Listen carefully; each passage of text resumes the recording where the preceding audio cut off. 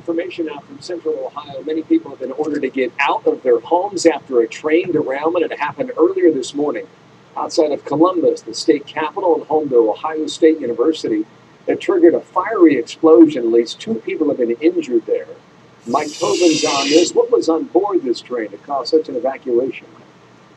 Well, the chemical components we're hearing about so far are denatured alcohol and styrene. Denatured alcohol is basically just alcohol with chemicals put in it to make it poisonous so you won't drink it. But among the many uses for denatured alcohol is fuel for camping stoves. That tells you it's not going to be too toxic when it burns. It's not going to really be toxic at all. Styrene is a chemical component of polystyrene used in most plastics. Styrofoam comes from that. Now, if that burns and you get large doses of it, it can ultimately impact your central nervous system. It can produce feelings of nausea. It can become carcinogenic over time. Now, this is consistent with what we're hearing about one of the cameramen or photographers who showed up on the scene. He started feeling nauseous and took himself to the hospital. He's being checked out right now.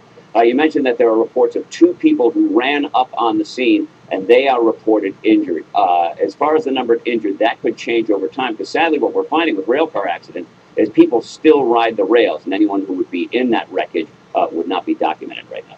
Now, do the local emergency crews, do they know what kind of chemicals are coming through their towns on rails like these? Or is it only when something happens that they're notified?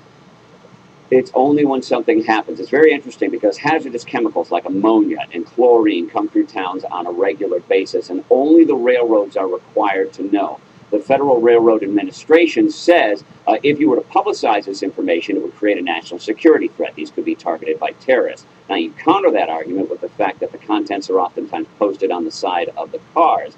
The only people who don't know about it are the general public and the first responders, your hazmat teams. They don't learn about it until there's been an accident like this. All right, Mike, thanks. As soon as we get more information, especially with more than